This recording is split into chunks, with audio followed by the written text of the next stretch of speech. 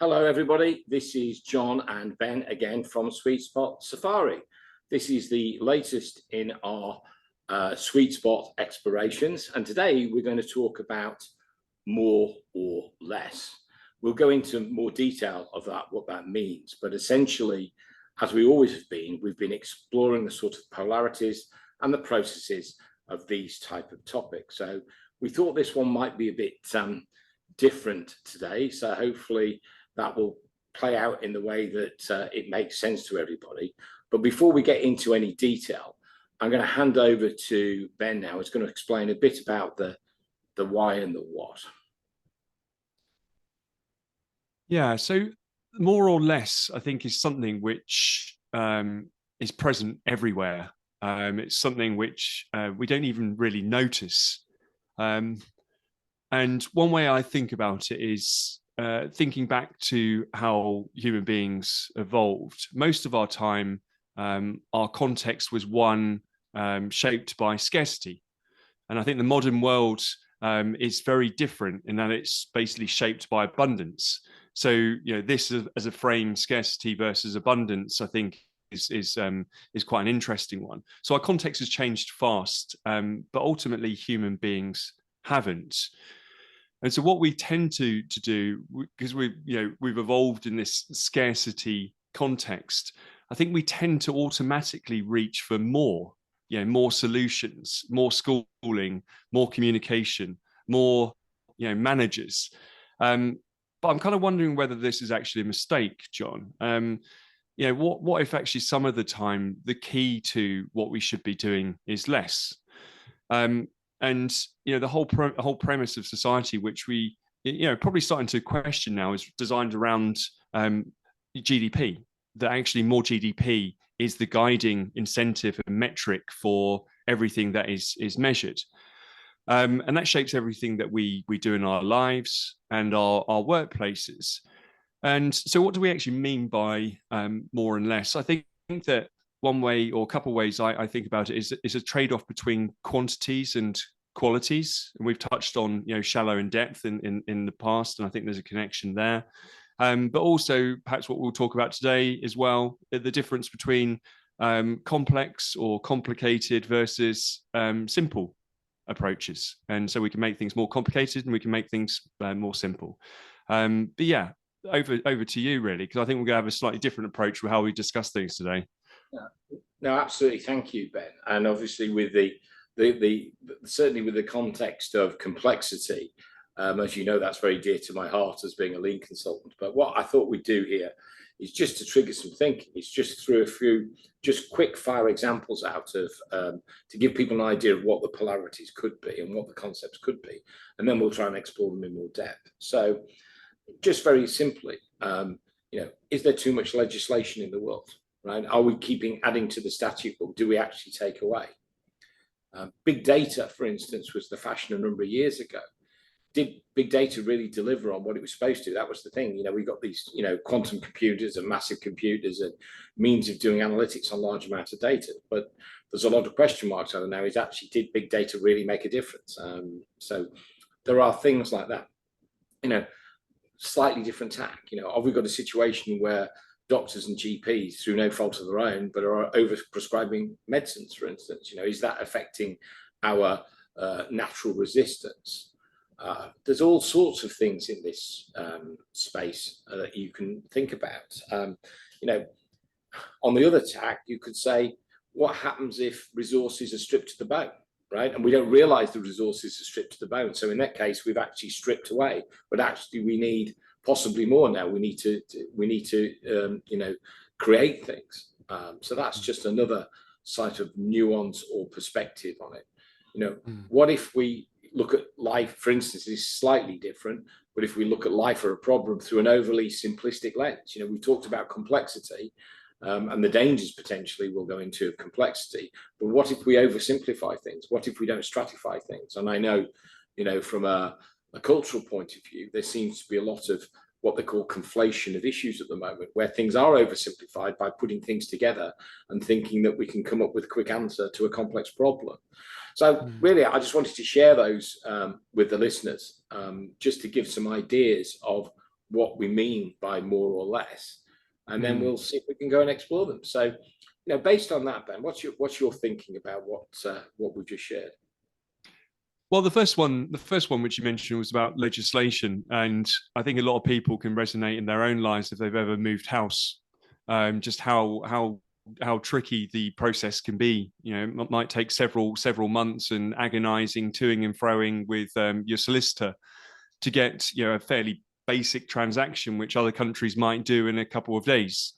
And so you kind of think that I don't know I can't remember if it's a book, but there's a sense of like kind of the tyranny of laws, that actually there's so many laws that are there to help guide us to make the right choices and to help shape the actions which we take.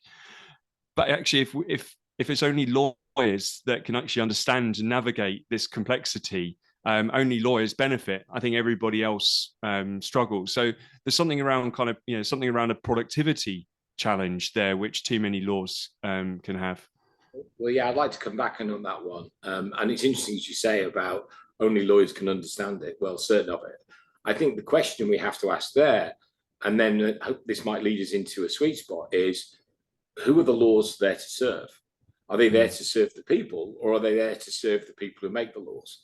And it's not too dissimilar to, without boring people, there's the book called GAAP, which is written by the accountants globally. The generally accepted accounting practice, which is thousands and thousands of pages long. I mean, who would ever read that? Unless they're an accountant. I certainly wouldn't. And funnily enough, actually, I was in a location today, and I walked past the bookshelf, and sure enough, it was on there. How many people have picked it up and read it? I just do not know. So I think you've got a very fair point there around in terms of, and it's not just about complexity. There is a level of complexity, but it's also about quantity there as well. I think it covers two elements, and I guess, as you said earlier on, what's more important, quality or quantity? Well, when you've got too much quantity, sometimes it's difficult to understand the quality, because the quality is there to serve people. And if it's not serving people, one could argue that the quality is not there, if that makes sense. But no, it does. It does. But yeah, again, it's that because law seems to be a very it's a dominant pillar of society, and it is interesting, to your point, that how much incentive is there to actually strip away laws that no longer serve their purpose because things have changed or have been superseded. But yeah, I guess probably then moving on to the consumption frame. So do we need more varieties of toothpaste? And I kind of think that, for me, I'm kind of overwhelmed when I walk into a supermarket when there's just so many choices, or you're looking for an item of clothing online. I'm actually put off when there's so many choices to go through. So actually, I find that that's counterproductive for me. That actually having too many choices, I'm less likely to buy stuff. But equally, if I take, say, social media for an example, everybody seems like they have to be on Facebook, on LinkedIn, on Twitter. But I don't like those. I want some more choices around those, where actually I can interact in a slightly different context. So there's a context and perspective, which you always talk about. Actually, it depends, and so I think we can get paralyzed by choice. I don't know if you've got an example of something similar, John. well, yeah, I think paralyzed choice is very important, and in fact, I think even Simon Sinek has alluded to this before. It's certainly with the younger generations, is they've almost got too much choice to actually make an effective decision. And to take your toothpaste example, I would be sitting there thinking, I'd go back to the why again. Who's it serving, right? It's actually serving the toothpaste manufacturers, isn't it? Because can you imagine people at home sitting there thinking, crumbs, we've got mint, we've got banana, and we've got strawberry, but it'd be really good if we had 10 other flavors of toothpaste, or varieties. I don't think they do. I think this is partly the power of marketing to a certain extent. Marketers are continually feeding us with more and more choice. I think, to your social media example, I tend to agree with you. For me, when I look at a platform certainly like LinkedIn, it started off very much as a a thought leadership platform, where people could debate, more interesting and edgy issues. And it feels as though now it's come a place to either advertise a business or advertise yourself, and the predominant people then are marketeers. So I wonder, is there a common theme here? Is there an overlap between toothpaste or shelf products and social media? And it goes, I guess, back to your point about consumption, and then that opens a more general question around, certainly when we look at ecology and sustainability, where's the end point of consumption? There'll always be some level of consumption, but is that level of consumption there to serve us and do our basic needs, or is it just for other reasons? I know, Ben, you're a big fan of sort of social history and evolution. And we look back at the history of, when we evolved from the dinosaurs and chimps and then into cavemen, it was the concept of man the hunter, wasn't it? And basically you either hunted the food that you needed immediately, or you went for the food to at least stock of what you need in the near future. Until, of course, then preservatives, people found ways of preserving food, then you could actually store more food for longer, which meant that you didn't have to spend so much time or energy expending, on hunting every day. So I think, again, there's a balance point. I think so. And I think that, an interesting frame, which I think is, I just hear quite regularly, we can't have infinite growth. We can't have infinite consumption on a planet which is finite. We can't have like more and more and more, exponentially. At a certain point, that has to stop. So the idea of we've built our economy around consumption of more stuff. I think humans have to find different ways to grow rather than just the consumption of goods. So I think ultimately there will be maybe less consumption per head, per capita in the future. I'm not quite sure exactly how that looks, or how fast that happens, but like I see that as a trend. But then kind of moving on to, I'll ask this to you first, because I know this is something which you've talked about previously, the role of big data. The big data is kind of more and more data sets, and the idea is the more and more data that we have, the better and more accurate results and decisions we make. But what's your thoughts on whether that's actually worked? Well, yeah, I mean, personally, I don't think it has. I'm no statistical expert, but people like Tim Harford and other people, and Nassim Taleb to a certain extent, have written about this in their books. And in Tim's book, Making the World Add Up, and various ones in Nassim's portfolio on things like Skin in the Game and Fooled by Randomness, is that the point is that actually more data doesn't serve us really, because all it does is actually cloud the data you really need. If you look back to the traditions of statistical analysis, it was all about finding the right level of sample with enough population to try and prove a hypothesis. And whatever reason, if that hypothesis wasn't right, then you'd relook at the whole again. I think the worry is in Tim's book, which I've read, is that now what people are doing is trying to adjust the data set to fit the hypothesis. That's on one level, to skew the data, or in reality believing naively that more data will give them the answer that they want. And I think the reality is, when you start to think more critically, you break that down, that's not really happening, and it's not really serving us. So I think there is a big question there. And also, I think things like that, it muddies the water. And I think also, slightly different tack, it gives us a false sense of security. If we have bigger and bigger computers and more data, then we have a sense of that, well, it's more likely to believe the answer, but that's not actually the case. It needs some deeper thought and critical thinking. So I think that's definitely an area, in my view, and I'd be happy to be challenged, where I don't think more is added to the system. I think there's again, if you take the statistical analysis, then there is a minimum number of data in terms of sample size and population that you need to prove that it's statistically significant. But you can't bear it back to the bound, but too much isn't adding any value. So again, I go back to the point again, is that whatever we do, I think we need to think about it first. And to me, a wider question that comes out of that is, are people thinking critically enough? Are we just piling in to do stuff, a bit like consumption, driving more and more brands of toothpaste or whatever, or actually people stopping to think and say, well, what's the value of this, right? Where's it going to take us? And, is it serving us, the wider population, or who's it really serving? I guess just following on briefly, and again, hopefully, come back on this, in terms of a wider question, who determines whether we need more or less? Is it the individual? Is it the collective? Is it a culture? Is it society? And by the way, who has the right to do that? Right? That's sort of even more wider question. And I'm not sure where that takes us, to be quite honest, Ben. No, and just make me think that there's a clash of values between a lot of individuals and institutions. It seems like our institutions and systems want us to grow and accumulate and have more stuff, but I'm not sure whether people do. I certainly don't want any more email addresses or admin or objects to maintain in my life. Obviously, within reason. We'll have to eat. We all have to buy new clothes from time to time. We'll, buy certain things, but I don't know whether that's really a kind of a need rather than this kind of almost addictive, impulsive, desire to accumulate. That kind of feels a bit more kind of systemic and institutional rather than what actually humans really want in the moment.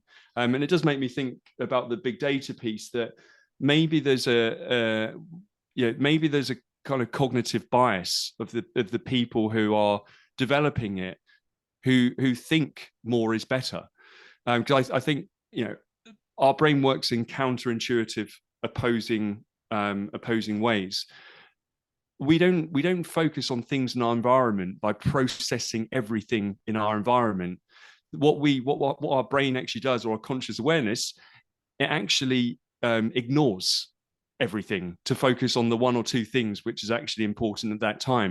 And it's almost like what we're doing with AI is the inverse of that. What we're doing is trying to put every single piece of data which we could possibly measure into it. And I think it's a bit mad. And there'll be instances where it works well, but I think that they will be narrow and specific rather than we use it for everything, which it seems to be that's the marketing trick. It's going to replace humans in every context. Yeah, that's a really interesting one, actually. And I was thinking while you were talking, and I wonder whether what triggered that cognitive bias.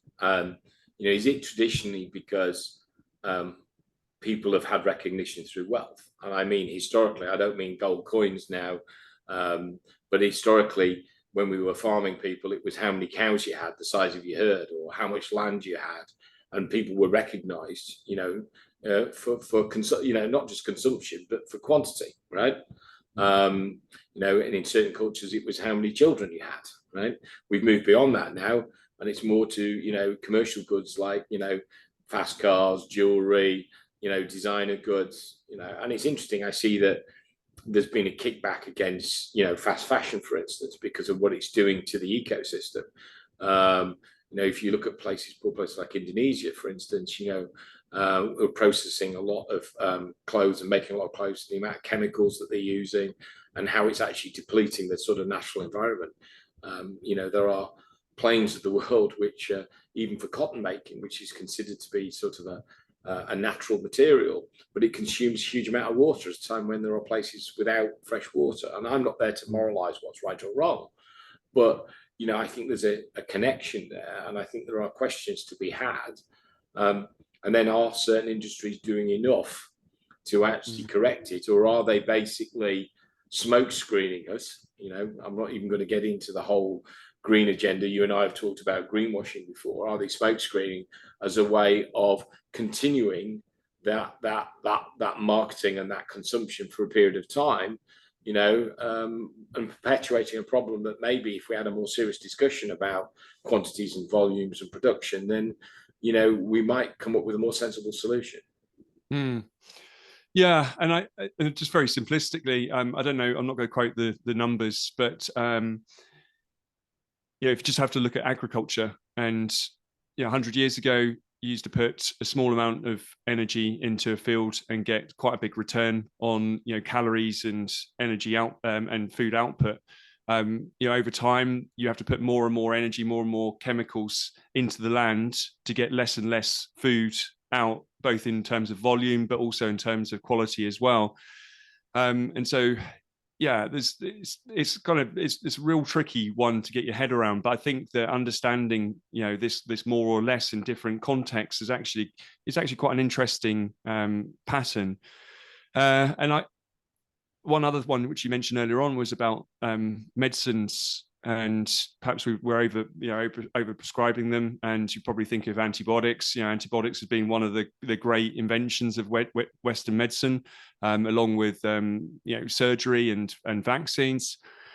And yeah, I think that we probably have, when we had a smaller population, more time was spent with, between doctors and patients. Now it's, you can barely get a telephone call. So actually it's really easy just to give a pill out without thinking about the broader context. This is happening everywhere, at scale, and it's causing problems. So maybe the question for me is it better to, prescribe more and more medicines for people to adapt to ill conditions, or is it better to change our conditions so people need less medicines? And we're going, it's flipping it from focusing on individuals to kind of focusing on the context. What's making us so ill? Is the question which I always come back to. Yeah, well, which actually is where a lot of the environmentalists and ecologists are coming from, and they may have a point. But what really got me thinking is, as we've listened to a number of these suggestions, debating points, arguments, whatever you like to do it, where we've got more versus less, quantity, quality, etc. I'm beginning to wonder, actually, is the sweet spot very nuanced? Because each one of those possibly stands up in its own right. So what I'm saying is there a sweet spot based on the context and perspective? I just wonder whether, are there really any generic sweet spots for any of the topics that we've talked about? I'm not so sure now, because I think that, again, I'm going back to possibly the way that we need to look at things with a different lens, or think critically and look at each of these potential problems and say, where's the value, right? And maybe if we start with where's the value and who are we serving, that might help us come up with a sweet spot, which may or may not be in the center. It may be more to the left, it may be more to the right, but it's still a sweet spot. Because I think the key question is, it goes back to the why, why are we doing all this? Who is it serving, right? And what's the purpose? And I think the more we ask those questions, the better chance of we coming up with the answers. Because otherwise, I think it's going to be more of the same, if that makes sense, Ben. Yeah, I think so. And I think that, whether you call it nuance or trade-offs, there's a sliding scale, isn't there? And I think it depends on so many factors. And you mentioned earlier on, actually, there's underinvestment in certain industries and in people and in education, and perhaps overinvestment elsewhere. And it kind of really is a nuanced subject. But I guess two things that spring to mind, which call for a certain level of moderation.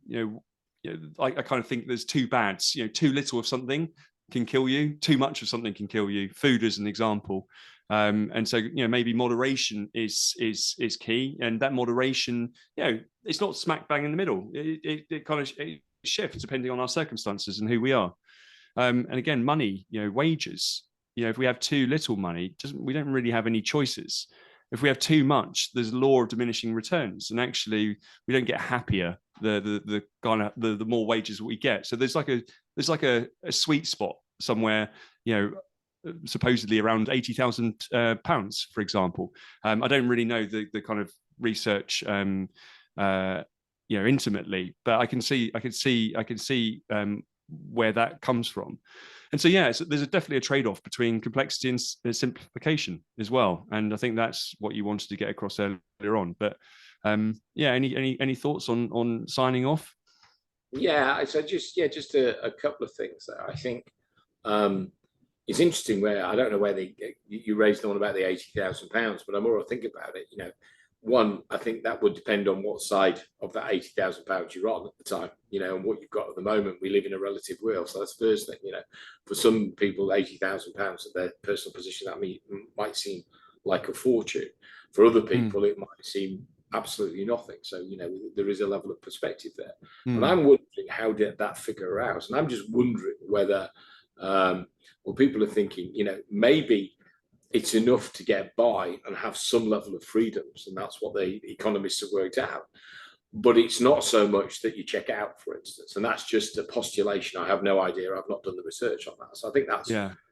one thing on that, which is quite an interesting thing to think about without necessarily going too deep. I think the other thing is that I'm reading Nassim Taleb's book at the moment called Anti-Fragile, and in there he talks about the things that are, you know, robust and resilient, and things that are fragile, but also things that effectively can grow in resilience through a level of randomness and volatility, which I think is quite important, both from a mechanical point of view, a political point of view, and also from a human point of view, is this concept of anti-fragility, which is a small amount of volatility can actually help us, because it forces us to think and react and keep on our toes and be resilient.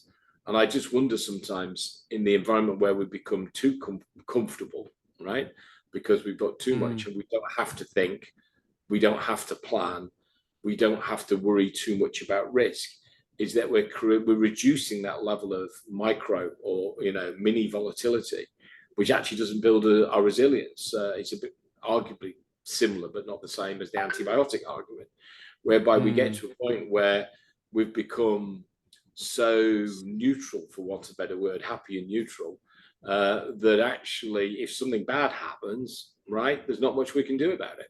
And I just wonder, you know, Nassim's got a great example in the book about the difference between two brothers. You know, one was a bank, an HR manager in a bank, and the other guy was a taxi driver. Both of them lived on the same street. Both of them's take-home pay was very similar. Unfortunately, one day the guy who worked in the bank got made redundant, which was a huge seismic shift in his life, right? Because he was going on in a very comfortable lifestyle, and arguably considered to be risk-free in a non-volatile environment. And then something big happens, and then he's in a very difficult situation. Whereas the taxi driver, he's having to think every day about the fare he's going to earn. You know, he's going to go up, it's going to, you know, go down. He's having to react to situations on a daily basis. That's sort of micro volatility. So, you know, he's better prepared to cope with that situation and situations, which is almost counterintuitive. So I thought, for me, that was quite interesting. And I personally, I'm not through the full length of the book yet, but I want to explore more and try to understand what that really means. And as one person actually recently at a university asked me, was, you know, can we actually do an experiment? Can we really actually demonstrate anti-fragility exists? You know, it's some very interesting concepts, but can we prove it scientifically? Or do we need to prove it scientifically, which is another question, you know? Yeah, I think it's a really fair point, and I think it's a really nice story, which captures. It's not quite as simple and clear cut, you know, any of these patterns that we discuss. And the 80K point, just thinking actually, well, yeah, was that obviously that research was done before the cost of living shot up, you know, energy prices shot up, and our mortgage rates and whatnot shot up. So, you know, that obviously is a number which depends on the context, and if the context changes, that number and how we relate to it, you know, as you say, our perspective of it changes. But I think it was more really, you know, we kind of climb up the ladder and we get more and more senior, and we might get to a point of saying, you know, 80K and things are good and comfortable, and then we take on an additional responsibility, more and more people to look after. We lose, you know, less and less of our autonomy, you know, in the evenings and perhaps at the weekends. And so for a little extra, you know, money, we've basically lost something else in our lives. So that kind of more, you know, in some ways has created less in other ways. And so there's that kind of relationship. So I think it's just a useful way to kind of think, you know, what's actually most important. And it comes back to values. Yeah, so I think you make a very good point. So what you just described there is a perceived marginal gain, which in reality could be a real marginal loss. And again, it goes down to perception again. So any final thoughts on sweet spots, Ben? No, I think it's nuanced, as you say. But yeah, for me, I'm trying to. There's definitely areas in my life where I'm trying to have less of. Less admin. Less bureaucracy. More time with people, more time doing things I enjoy. And so I think it's probably up to people to ask questions. What do they want to do more of in life, and what do they want to do less of? And we should always be evaluating that. Yeah, I think you're right. I think that it's a continuum, and I'm certainly going through a similar process. Maybe not so much digitally, but more in terms of taking time out and checking out things that are consuming myself and not adding value. I know one of the things this year I asked myself a question was, when I do something, is it really adding value to the system, or is it adding value to me? And I think that's, as you said, these are questions you've got to ask. I think it's heavily nuanced, it's very personal, and again, that's the sort of questions I'm asking, and it'll be interesting to see if our listeners sort of resonate with this and start to ask themselves the same questions. So yeah, thank you very much indeed. Been good, John. Ben. Thank you. Yeah, as always. And thanks everybody for listening. Please look out for our next one on SweetSpot Safari. Please subscribe, and we look forward to executing and delivering on the next one. I said executing, that sounds a very, very I don't know what sort of word would you describe executing? That sounds a very corporate word. He didn't mean to say that. Maybe it's because I'm actually wearing my suit today, but no, I in terms of actually having our next informal sweet spot. So thank you, everybody. Yeah, take care.